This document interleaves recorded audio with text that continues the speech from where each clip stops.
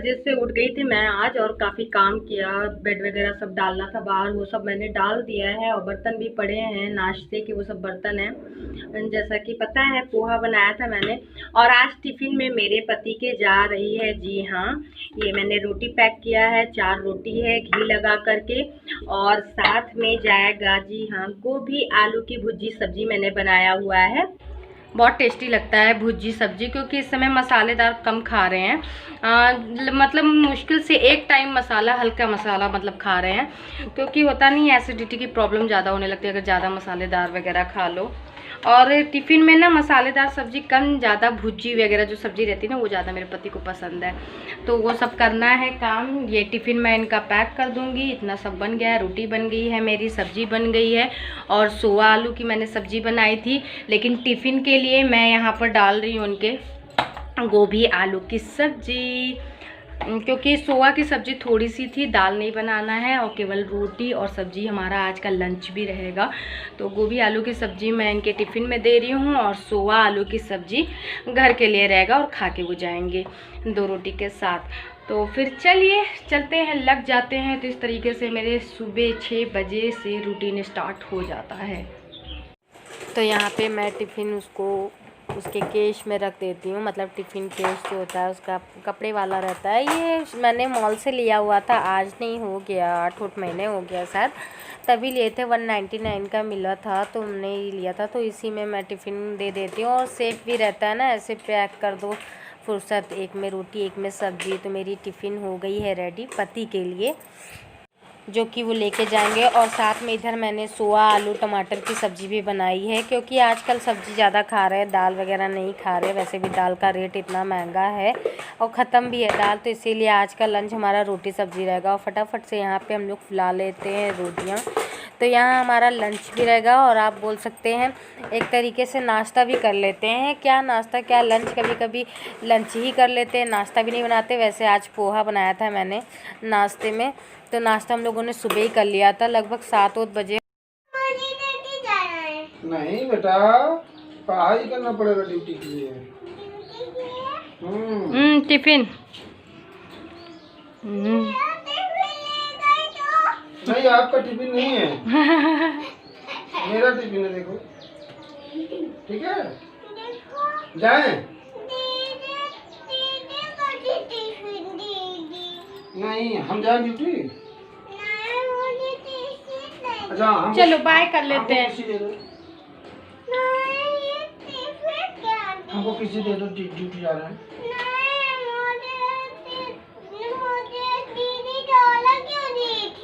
क्या डोरा? आप नहीं डेली डोरा बुक आपको पापा पिक ला दूंगा, ठीक है? हाँ, किसी को चलो बाय बोल लो। बाय पापा।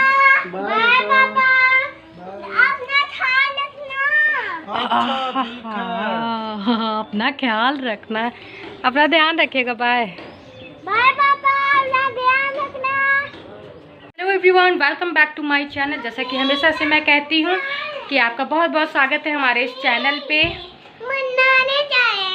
हाँ बाबू, अभी हम नहाने जाएंगे, काम करेंगे। तो टुक टुक और यहाँ मेरी टुक टुक नहा के हो गई है रेडी, और यहाँ पे रिद्धि भी नहा करके हो गई है रेडी।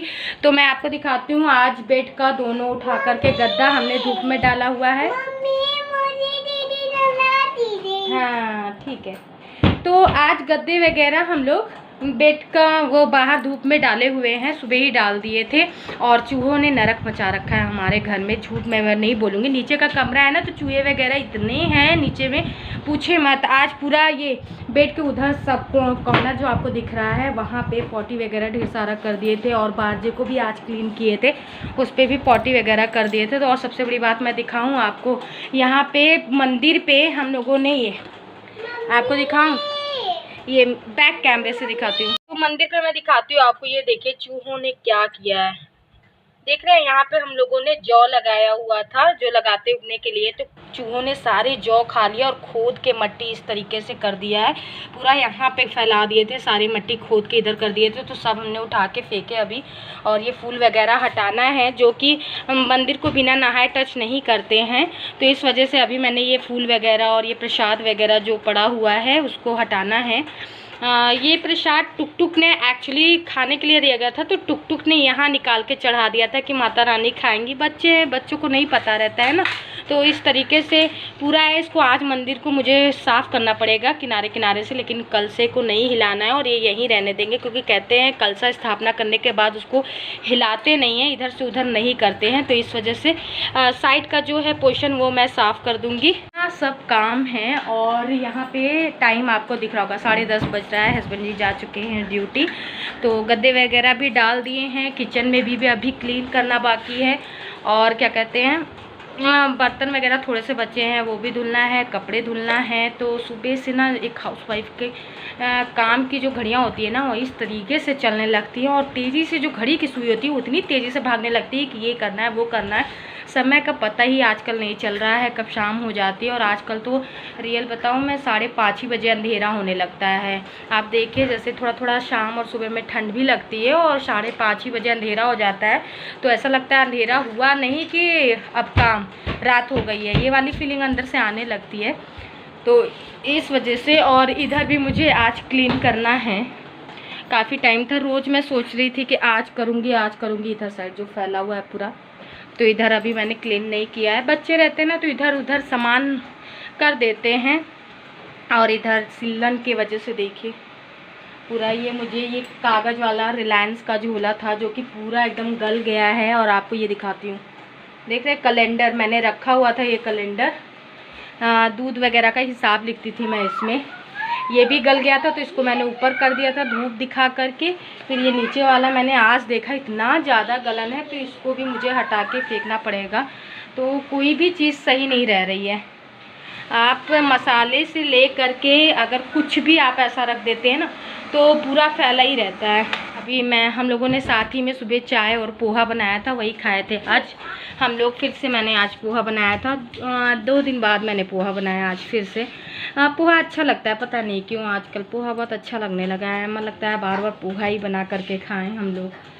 तो चलिए फिर चलते हैं, लग जाते हैं अपने काम में। तो काम में लगने से पहले जो लोग फर्स्ट टाइम मेरे चैनल पे, आपका बहुत बहुत स्वागत है। सपोर्ट के साथ प्लीज़ मेरे चैनल को सब्सक्राइब करिए, क्योंकि आपका एक सपोर्ट किसी की ज़िंदगी बदल सकता है। तो इधर मैं कपड़े धुल रही हूँ। ये हाथ पोंछने वाली तौलिया है, इसको हाथी से मैं इस तरीके से ब्रश की सहायता से रगड़ के धुल रही हूँ। और बनियान वगैरह, सोफ़े के कवर वगैरह सब मैंने निकाल दिया है, ताकि धुलने के लिए ये सब धुल करके मैं डाल दूँगी। मेरे पास एक ही सोफ़ा कवर है, अभी मैंने दूसरा नहीं ख़रीदा है। वैसे सोफ़ा नहीं है, वो काउच है, लेकिन मैं उस पर सोफ़ा कवर बिछाती हूँ, जो मिलता नहीं है 5 का सेट, वही वाला है। तो ये फेरी वाले से मैंने ख़रीदा हुआ था।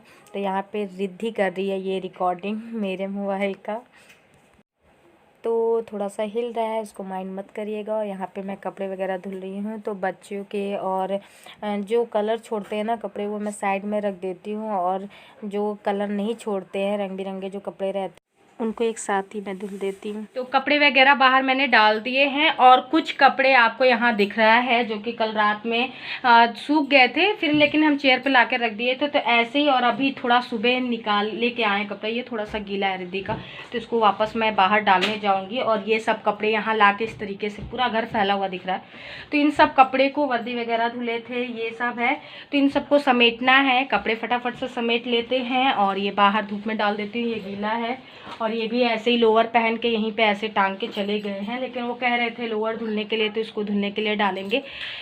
तो चलिए, तो ये जो कपड़े थे वो मैं यहाँ पे समेट रही हूँ। तो जितने टुक टुक के कपड़े हैं ना, वो मैं साइड में रख देंगे, और जो वो कपड़े हैं जो डेली यूज़ वाले हो गए मेरे या मेरे हस्बैंड के, तो वो मैं नीचे टब है, ये पानी वाला टब था, फिर बाद में पानी की व्यवस्था हो गई थी, जब पानी की दिक्कत थी तब इसमें भी भर के हम लोग स्टोर करते थे। तो फिर ये मैं कपड़े रखने के लिए मतलब रख लिया कि जो डेली यूज़ के कपड़े होते हैं छोटे बहुत, वो सब मैं इसमें धर दूँ। टी शर्ट वगैरह हो गया, तो इसी टप में मैं रखती हूँ। अमेज़ॉन से मंगाया हुआ था दुर्गा पूजा के लिए, और कह सकते हैं दिवाली शॉपिंग भी, और मेरे पास था भी नहीं, तो ये इसको मैं बाद में आपको दिखाऊंगी। तो जो नीचे टप है उसमें डेली वाले मैं रखती हूँ, बता रही थी, और जो वर्दी वगैरह हो गए या बाहर आने जाने वाले कपड़े हो गए या बहुत कम जो पहनते हैं वो मैं अलमारी में रखती हूँ।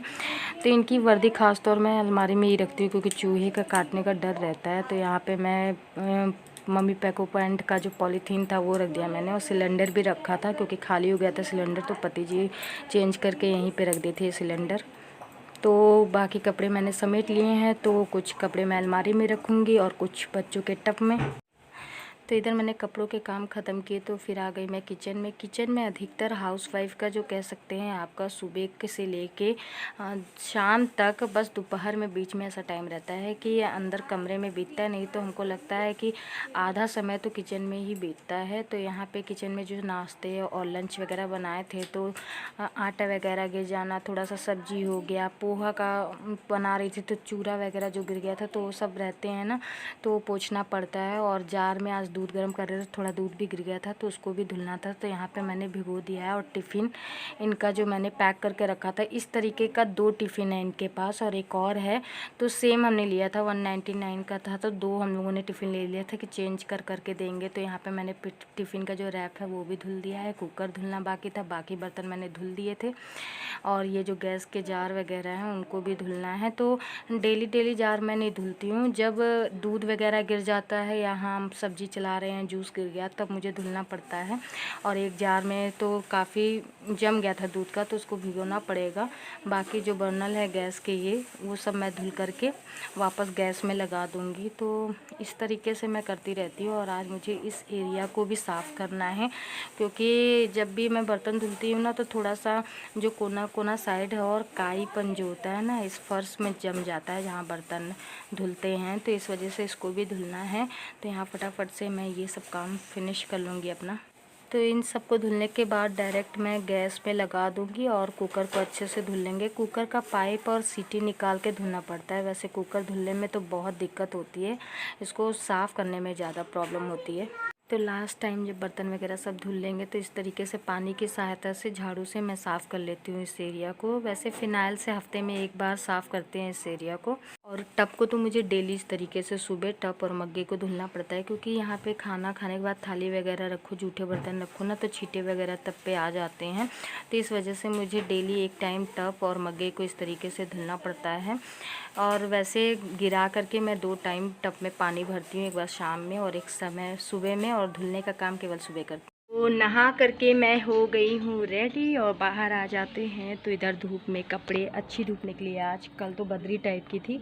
और इधर मैंने अचार भी धरा हुआ है, तो थोड़ा सा धूप दिखा रही हूँ मैं इन अचारों में, क्योंकि समय समय पे आपको धूप दिखाना भी ज़रूरी होता है, क्योंकि अचार में नमी आ जाती है ना, थोड़ा सा सिलन वाला कमरा है। और वैसे भी आपको महीने में एक बार या 15 दिन में एक बार अचारों में धूप दिखा देना चाहिए। इससे होता है ना कि अचार बन तो जाते हैं अच्छे से, लेकिन धूप दिखाने से थोड़ा सा उसमें मतलब ख़राब होने की जो शंका होती है वो बहुत कम हो जाती है।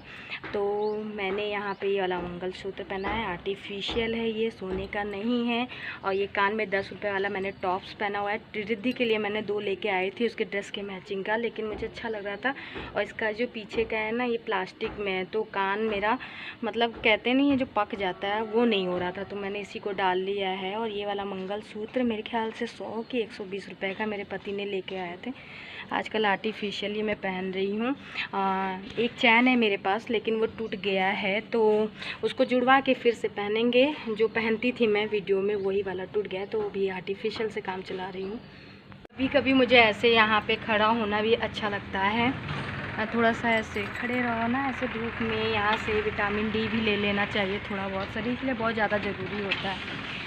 तो आज जैसा कि रे टुक टुक ने मतलब बोला, अभी हस्बैंड जी का फ़ोन आया था, बात हो रही थी, तो मैंने खाने के लिए पूछा था कि खाना वाना आपने खाया, तो कह रहे हैं ऐसा है ना कि अब तुम मेरी जिम्मेदारी और मेरा ख्याल रखना छोड़ दो।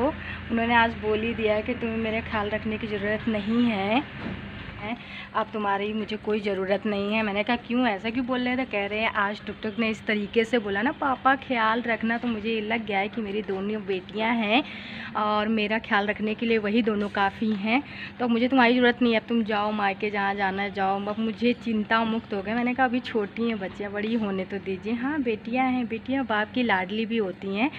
लेकिन सच में आज मुझे भी बहुत अजीब सा लगा, टुक टुक ने बोला पापा अपना ख्याल रखना। एक्चुअली मैं उनको बोलती हूँ ना, जब भी बाय बाबू अपना ख्याल रखेगा, तो हो सकता है उसने ये चीज़ें सीख ली हो, और आज उसने फ़र्स्ट टाइम ये चीज़ बोला। इससे पहले बस बाय पापा, किंडर जॉय लाना, टॉफ़ी लाना, चॉकलेट है, ये बोलती थी। लेकिन आज मतलब टुक टुक ने ऐसा बोला, इनकी छोटी बेटी ने, तो इन्होंने मुझसे बोला मुझे तुम्हारी ज़रूरत नहीं है, अब मेरी बेटियाँ आ गई हैं। तो इस तरीके से उनको भी बहुत अच्छा लगा। अच्छा लगता है ना जब इतने छोटे बच्चे भी 3 साल की है इतनी बड़ी बात बोल दे, तो थोड़ा दिल को छू जाती है ऐसी बातें। तो मुझे भी बहुत अच्छा लगा था ये चीज़ें। भगवान करे इन दोनों की प्यार को नज़र ना लगे, बाप बेटी का प्यार हमेशा बना रहे हमारे परिवार को भी। तो चलिए इसी के साथ आज की वीडियो को यहीं ख़त्म करते हैं और मिलते हैं कुछ नए इंटरेस्टिंग वीडियो के साथ। तो फिर चलिए बाय बाय एवरीवन।